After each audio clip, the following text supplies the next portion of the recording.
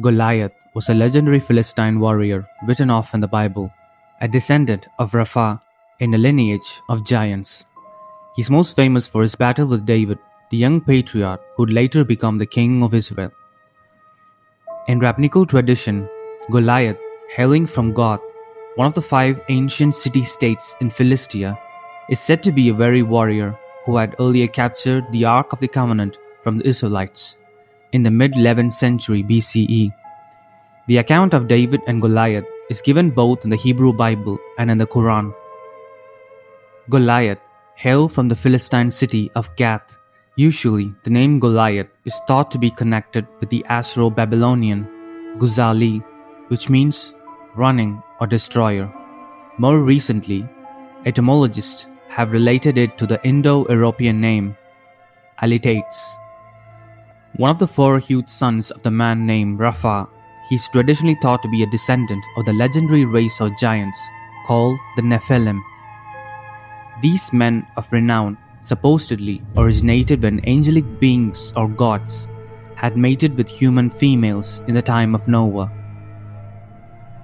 They are again in evidence when the Israelites sent spies to assess the feasibility of conquering Canaan in Numbers 13:33, indicating that they would seem somehow to have survived the flood.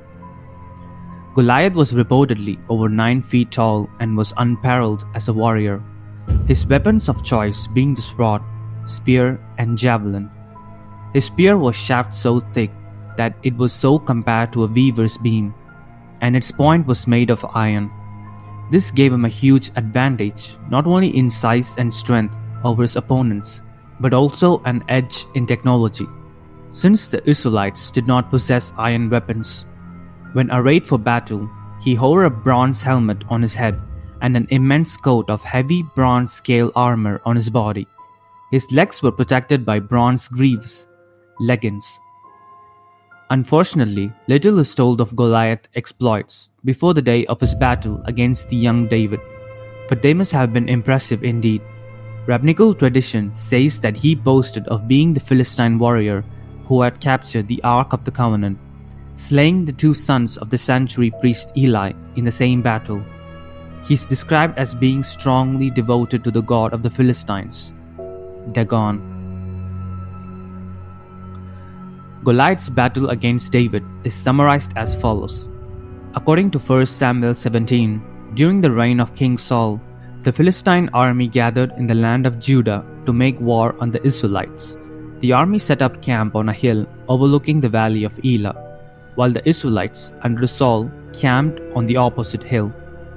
Goliath positioned himself between the 2 armies and challenged the Israelites to send out a warrior to meet him in a single combat.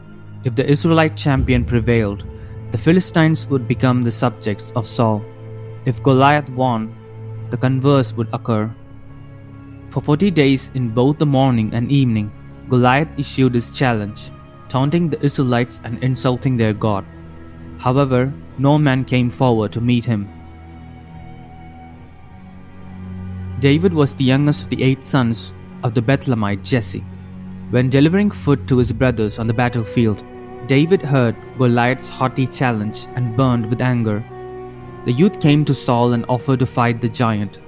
Though initially skeptical of David's captivity to defeat Goliath, Saul was persuaded to allow the match after the young Bethlehemite detailed his previous victories, encounters with a bear and a lion. David rejected the king's offer of armor and a sword and went out to fight Goliath with only his staff, sling, and 5 smooth stones he had taken from a nearby stream. Goliath sent his shield bearer before him, moving slowly closer to the Israelite champion. Seeing that he was in reality only a boy, Goliath took his presence as an insult, believing that the Israelites must send out the mightiest warrior to meet him. "Am I a dog that you must come at me with sticks?" he complained. Goliath cursed David by his God's name and taunted, "Come here and I'll give you flesh to the birds of the air and the beasts of the field." In the battle of the words, his young opponent proved to be a worthy one and said, "You come against me with sword and spear and javelin, but I come against you in the name of the Lord Almighty, the God of the armies of Israel, whom you have defiled. Today I will give the carcasses of the Philistine army to the birds of the air and the beasts of the earth, and the whole world will know that there is one God in Israel." Hearing enough, Goliath then closed in to attack. David ran quickly towards the battle line to meet him. Using his one advantage, speed, reaching into his bag and taking out a stone, he slung it and struck Goliath on his forehead, before the mighty Philistine could even attempt a blow. The stone sank into his forehead and he fell face down on the ground. David then drew Goliath's own sword from his scabbard and cut off his head.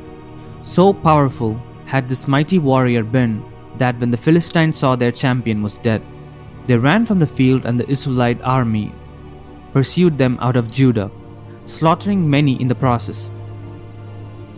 The young David went on to be a great warrior in his own right.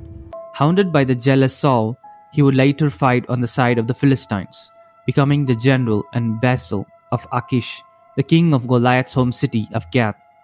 Eventually, he would become the king in his own right, first of Judah and later of both Judah and Israel. Such was a man who conquered the mighty Goliath of Gath. Quite a lot has been said about Goliath by various rabbinical authorities. Most of these make him out to be a villainous character. For example, Goliath was thought to be of ignoble birth. One legend states that his mother was Moabite's, Ruth's sister Orpah. This would make him not a true distant cousin of David himself. In contrast to the pious Ruth, Orpah led an immoral life after her sister accompanied their mother-in-law, Naomi, to join her kinsman Boaz in Judah. Thus Goliath was of uncertain paternity. Rapha also bore 3 other giants besides Goliath. According to Rabbi Huna, Goliath had a picture of Dagon engraved upon his heart. Goliath is mentioned as a typical case where strength leads to downfall, and he died like a dog.